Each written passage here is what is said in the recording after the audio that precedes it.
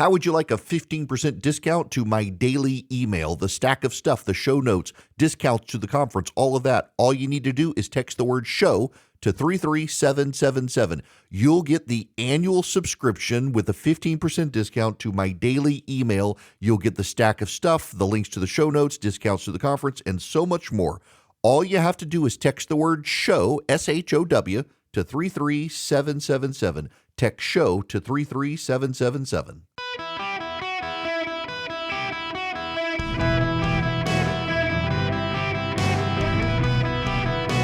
Welcome to the Eric Erickson Show podcast, Hour 2. Hello, America. Welcome. It is Eric Erickson here. The second hour of the program, the phone number 877-973-7425. If you want to be on the program, phone lines are open. You can text Eric, E-R-I-C-K, to 33777 and get all the links you need. Top link is the show notes. It's the most important one. You can also get the 24/7 feed.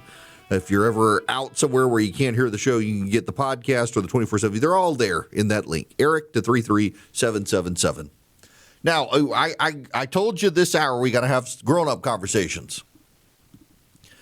A lot of people are talking today on the right about a Wall Street Journal story that claims someone within the intelligence community has filed a complaint against Tulsi Gabbard, and it is so classified as to what it's about that no one, including Congress, can see it. It's locked in a safe somewhere, and an inspector general has dismissed some of the complaint, but some of it is under review. Appears to be quite serious, but only by implication that it's about intelligence.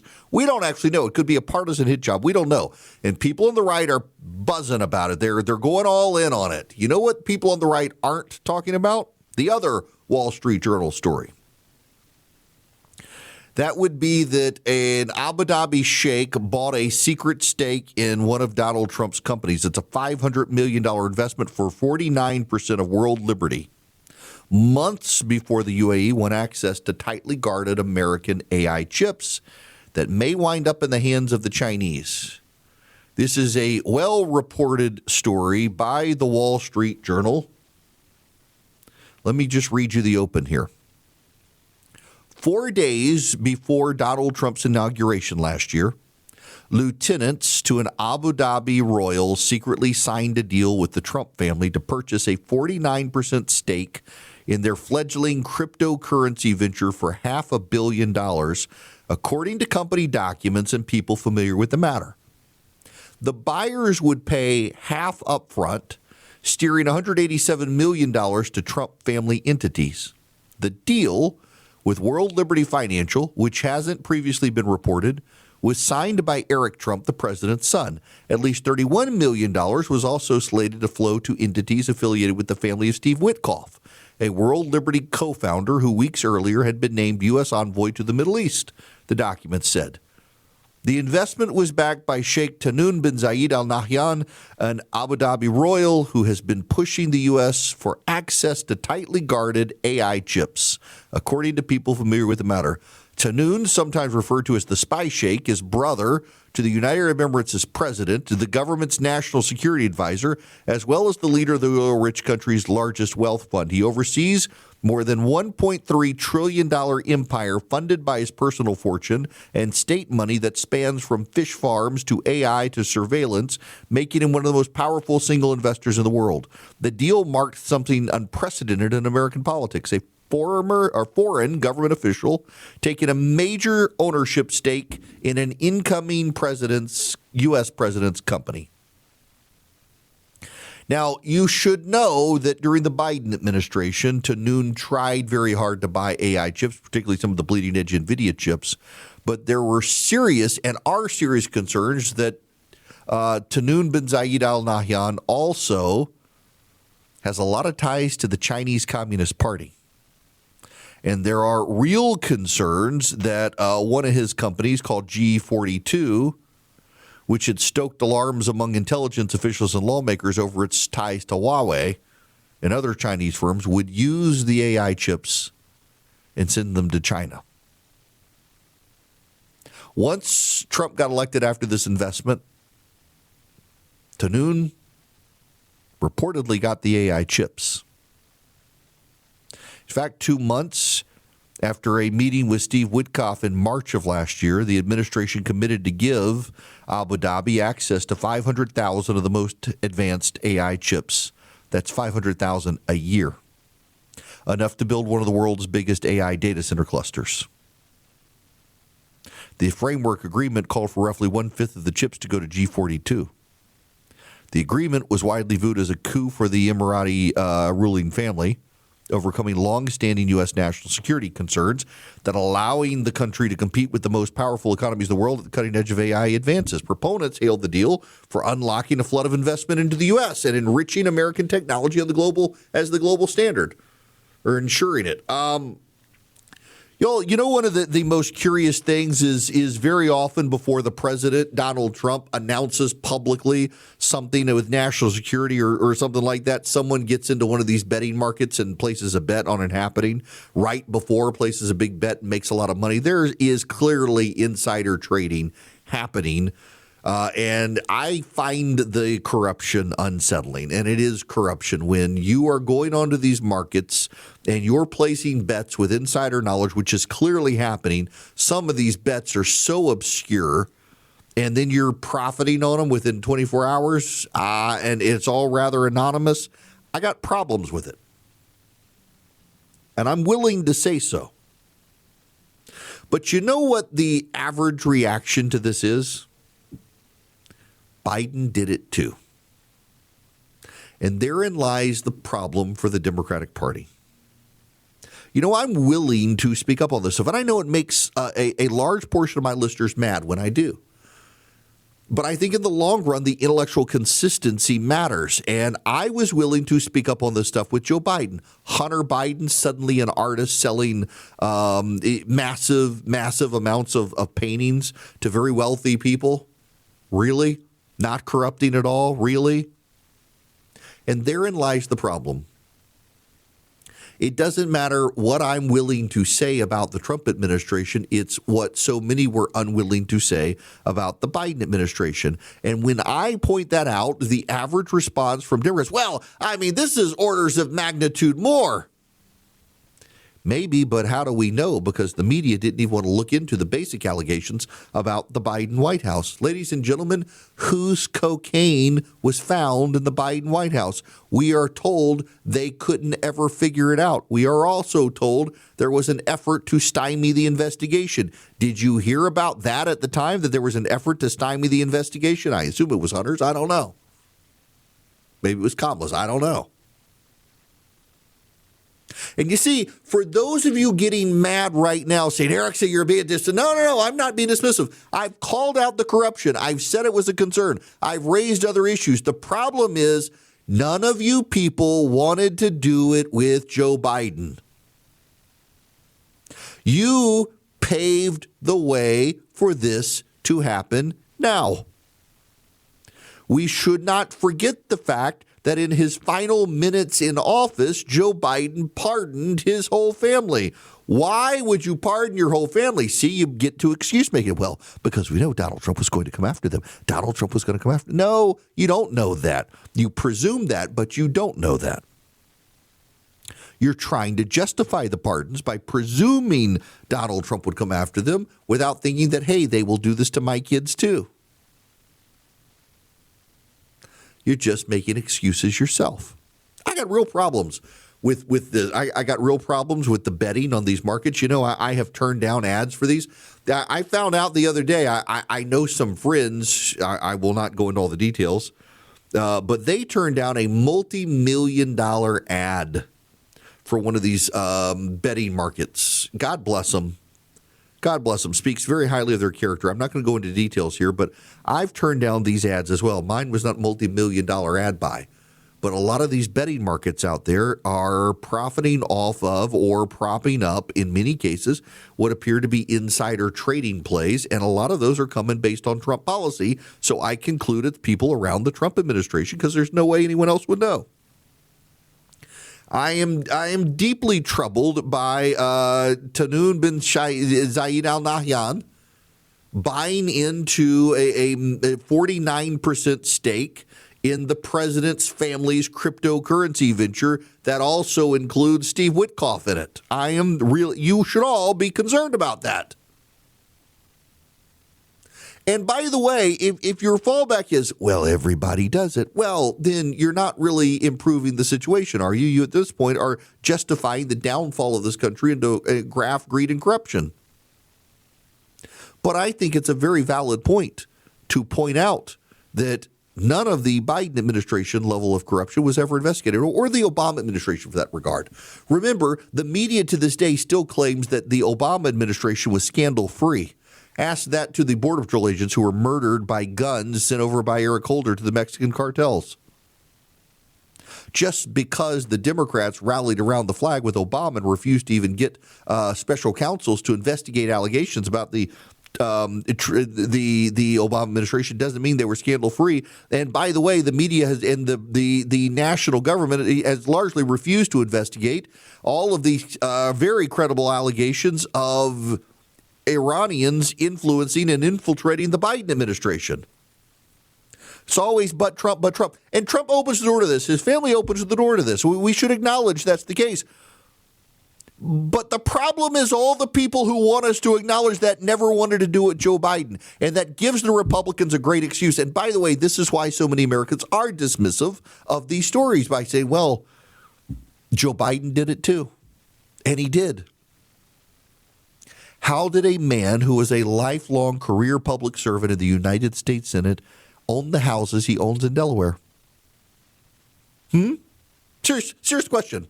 How is it that Joe Biden, as a man who served in the United States Senate until he became vice president, how is it he afforded the lifestyle that he has in Delaware? You see nothing wrong with Hunter Biden becoming an artist and selling paintings. Many of you who are upset about this Trump story never said anything. I'm willing to say bad on both. The problem is I can't get myself worked up about the massive amount of corruption that appears to be flowing from the Trump administration when the people who are supposed to care never cared about the same thing happening with Biden. And do I think there are a higher magnitude of it with the Trump team? Yeah, I actually do. Not just because it's documented or not. I actually do think that there are real problems there, particularly with these insider trading on these betting accounts, betting apps. And I don't think that Americans should say, well, everybody does it. It doesn't mean it's good just because everybody does it.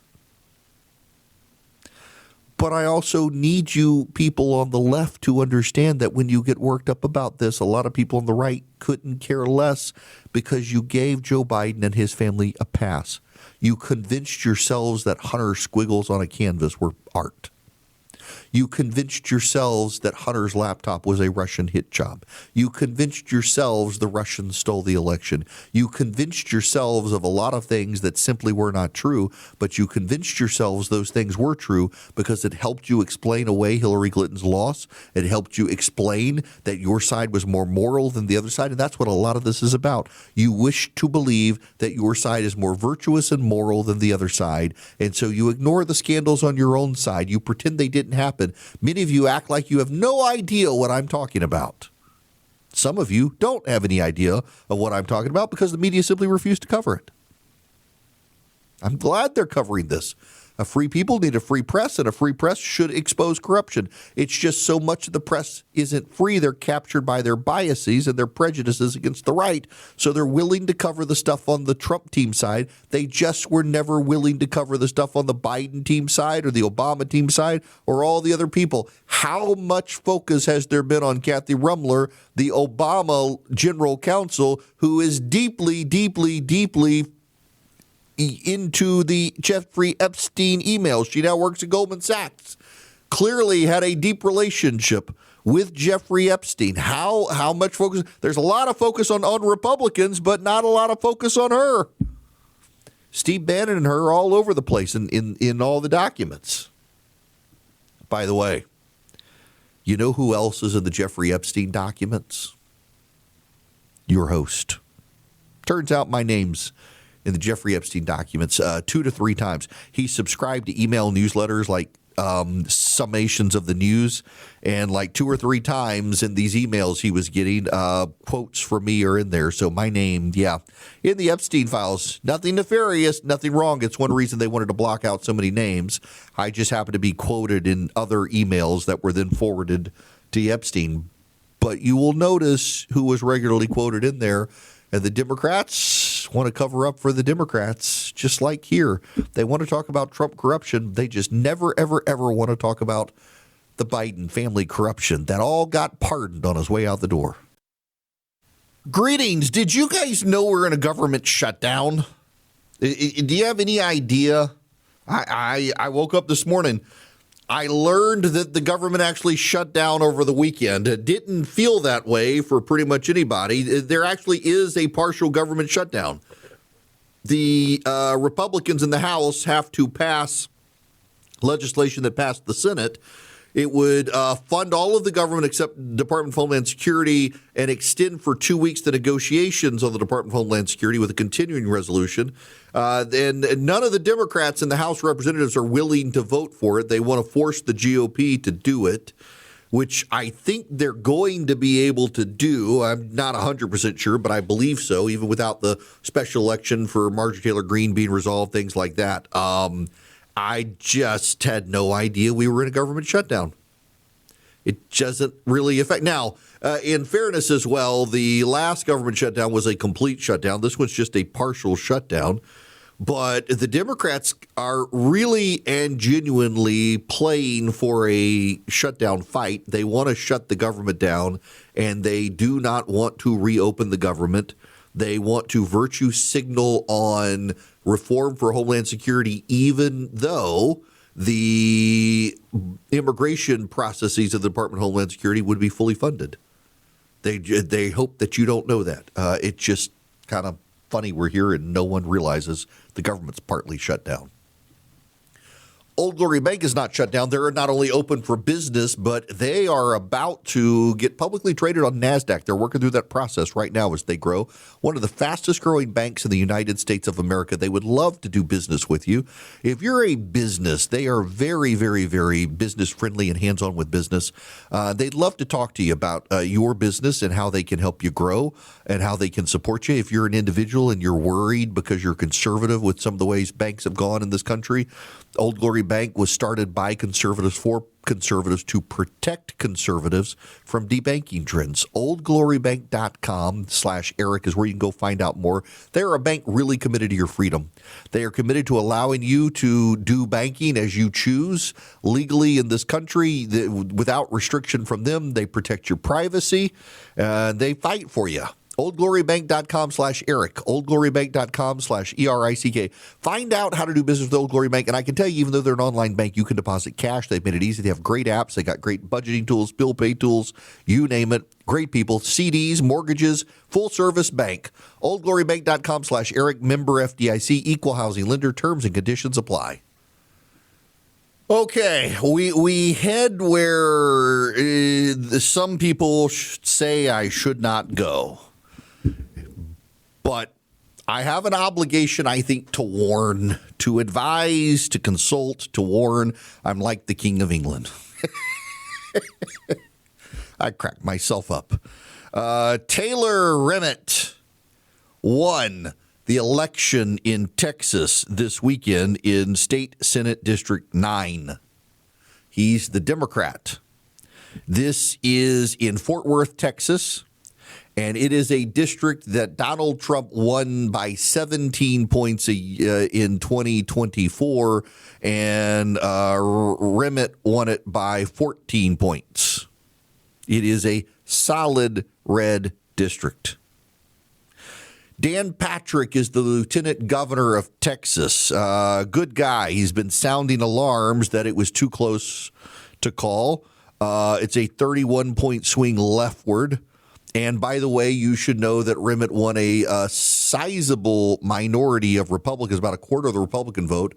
He won overwhelmingly independents, and he won Democrats. And so excuse making has set in for the Republicans.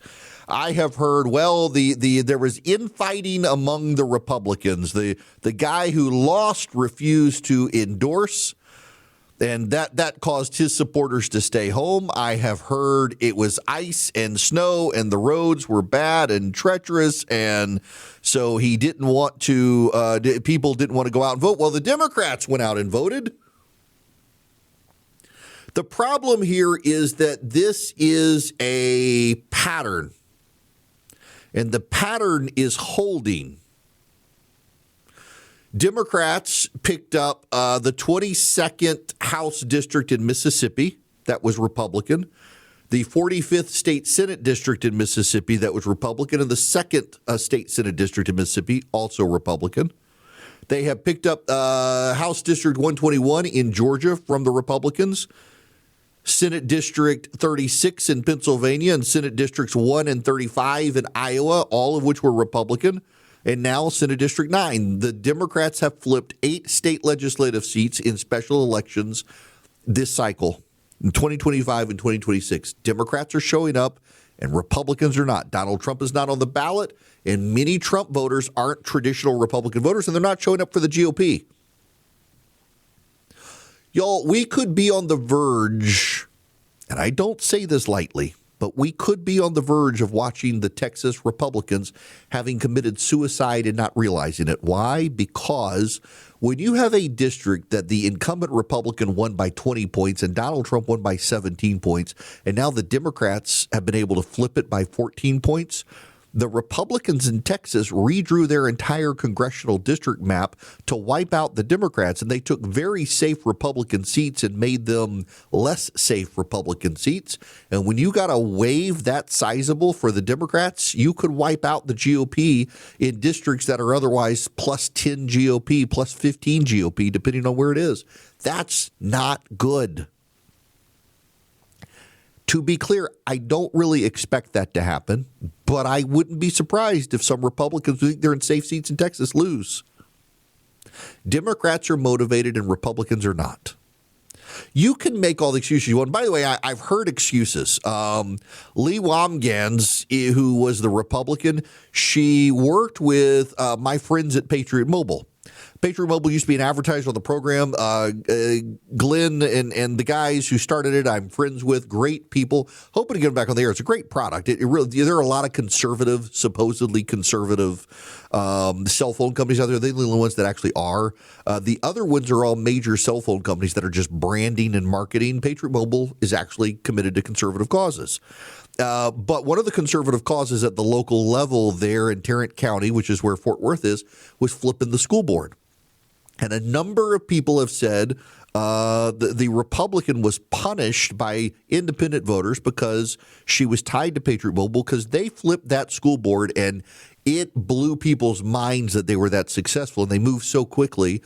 It prompted a reaction when they first got elected and then moved very quickly to make changes at the school board. And there are a lot of people say that had a lot to do with it, with her election, and also that the Republican who she beat, I think his last name was Huffness or something like that, he refused to support her. And it wouldn't encourage his voters to go out. That doesn't matter. At the end of the day, you have a Republican in a district that Donald Trump won by 17 points, and the Republican lost. And you know why it matters even more that a Republican in a Republican district lost and was rejected by independent voters and even by a quarter of the GOP? Because in Texas, the Republicans are thinking of tossing John Cornyn in favor of Ken Paxton, the scandal-plagued attorney general. Michael Quinn Sullivan is a big politico in Texas, in the conservative movement there in Power, Texas. Always liked the guy, but when I pointed this out, he's like, anti-MAGA's going to anti-MAGA. Ken Paxton is apparently MAGA, and MAGA's going to rally to him. Y'all, we just had a MAGA candidate in a district that Donald Trump won by 17 points, lose by 14 points to a Democrat, with a quarter of the Republicans rejecting her and a majority of independents, and the Democrats overwhelmingly rejecting her. You want to see that play out with Ken Paxton? Donald Trump's not going to be on the ballot to save Ken Paxton this time. Ken Paxton's been impeached. He's been indicted. He's been investigated. He's going through a messy divorce. He was cheating on his wife with a lobbyist. That whole relationship there is weird to begin with. He's got baggage. To put it another way, Alabama is a more conservative state than the state of Texas. Alabama is a more Republican state than the state of Texas. And in Alabama, Doug Jones, the Democrat, beat Judge Roy Moore because independents, Democrats, and a sizable minority of Republicans said, I cannot send this guy to the Senate. And so they voted Republican everywhere, but they voted Democrat for the U.S. Senate. And that was a special election in Alabama, so it was short-lived, thank God. You stand the risk of sending a Jasmine Crockett to the United States Senate for 6 years in Texas if you nominate Ken Paxton. Do you really? Because here's the thing about Jasmine Crockett. She's a smart person playing an idiot. Marjorie Taylor Greene was always an idiot trying to play a smart person. Jasmine Crockett actually was a very competent local politician in Texas, and she was not the internet troll that she's become. And by the way, she's beginning to tone that down now. Or you could always have Tallarico, the heretic, who claims to be a Christian, as the nominee for the Democrats. The Democrats could get smart as the Republicans are getting stupid in Texas. That's the problem. If Ken Paxton is the nominee for the GOP in Texas, the Republicans are going to have to flood Texas with money to save him. And every dollar they flood into Texas is a dollar they're not sending to Georgia, where John Ossoff, the incumbent Democratic senator, has outraised every other senator. John Ossoff has more money in the bank right now to defend his seat than other senators running. And he's the must-win for the GOP to pad their margins in the Senate. The Republicans in North Carolina are flailing about with the former chairman of the RNC there, who's running against Roy Cooper. The former governor of North Carolina, he's a Democrat who is just stomping over, Michael Wallen or whatever his name is? Michael Whatley. There's time for that race to change, but Roy Cooper has won repeatedly in that state. Whatley has not. You got Susan Collins, who we may not like her, but she tends to vote Republican and keeps the Republicans in the majority. Would you rather the Democrats be in the majority? What happens if something happens to Clarence Thomas or Sam Alito and the Democrats control the Senate? That's why Republicans in Texas would be committing suicide on the Senate level if they nominated Ken Paxton. Every dollar that you would have to spend to get a scandal-plagued man like Paxton to the United States Senate is a dollar you wouldn't be able to spend in Georgia. I mean, we went through this in Georgia with Herschel Walker. I was sounding the alarm through the primary that, guys, if you nominate Herschel Walker, he's going to lose to Raphael Warnock. No. Donald Trump says he's the best guy. Who are you, Erickson? You get stuff wrong. Guys, you can't nominate Herschel Walker. You got some really good opportunities here. You can't nominate Walker. No, Erickson, Trump says that you're just not MAGA. You're anti-MAGA. We can't listen to you. You're anti-MAGA. Guys, Herschel Walker held a gun to his wife's head. That's going to alienate women. You don't know what you're talking about, Erickson. You're never Trump. Guys, Herschel Walker has well-documented mental health problems that the Democrats are going to use in the general election. You shut your mouth, Erickson. What I said came to pass. And Herschel Walker, without Brian Kemp to help him, got to a runoff and lost to Raphael Warnock, who gets a 6-year term because Republicans in Georgia decided to commit suicide when it came to the U.S. Senate because they went all in on who they thought was the most MAGA, not on who could win the state of Georgia. In Texas, Republicans have just lost a state Senate seat that went by 20 points to the Republican incumbent in 2022. He was then elevated to be comptroller of the state, so a special election was had. Donald Trump won that district with 17 points. By the way, Donald Trump won Texas with 13 points. He won this district by 17 points. And a Democrat, Taylor Remitt, just won it by 14 points. And you people in Texas are going to say, Erickson, I'm not listening to you because you're anti-MAGA. You're never Trump. We're going to nominate Ken Paxton in Texas, man who underperformed the other Republicans on the ballot with Trump on the ticket. You're going to elevate that guy, really. And again, it's about the money. You have time, talent, and treasure. The time is running out. And the treasure will run out to prop up Ken Paxton to save a seat that if John Cornyn is the nominee, You're not going to have to spend money in Texas. Cornyn can handle it himself. Paxson can't because of all of his baggage. The impeachment, the indictment, the divorce, the investigation, the general corruption. You will alienate independents. And you people in Texas who want to attack me on this, you keep thinking you can do it alone, but you can't anymore in Texas. Texas today is not the Texas of 10 years ago. In fact, it's the actual long-time it's not the imports.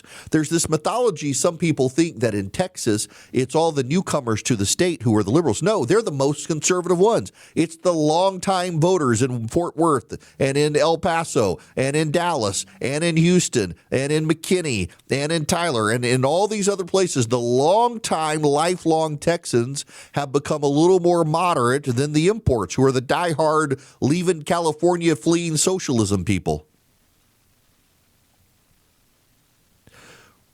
Democrats have flipped 8 state legislative seats in special elections. I actually don't think that the wipeout for the GOP is going to be as bad as a lot of people think because, again, Democrats really alienate people in a lot of places in the country. But the Texas Republicans, you just weakened a number of Texas congressional seats, and we've just seen a massive, massive surge of independent voters for the Democrats. Independent voters, by the way, who voted Republican in the past were this time signaling they were voting Democrat for local reasons related to the local race. And also, you know what one of the big issues was? The exit polling of this race. Voters who were surveyed, who were independents, who had voted Republican in the past and decided to vote Democrat this time, were casting a protest vote on how immigration is being handled in the country. It was a local race. And by the way, you should know Taylor Rimmett's never going to sit in the state Senate. He'll become one in name, but the Texas State Senate doesn't meet again until 2027. And he's going to have to run in a regular election in November to maintain a seat. This is just a special election. He's still got to go through the general election. Again, he's probably going to lose that if Republicans turn out. But y'all, independent voters in Texas who said they did vote Republican also signaled they were casting a protest vote on how immigration is being handled. And that's not because they don't favor deportations. They do. They do favor deportations. They just are opposed to the mass roundups that Stephen Miller and Corey Lewandowski and Kristi Noem and Greg Bovino wanted. That's going to change by November, I think, with Tom Homan. But Republicans, you got to wake up call. You got to be strategic. You got to think about this. You can't be stupid here. In Georgia, Republicans sabotaged themselves against Raphael Warnock in 2022 because they insisted that they needed to listen to Donald Trump and they needed to go full MAGA and they needed the most hardcore MAGA person. And Donald Trump said that was Herschel Walker. And I was not alone in warning them. There is too much baggage. He will alienate independents. He will alienate women. He will alienate Republican women. And he did just that.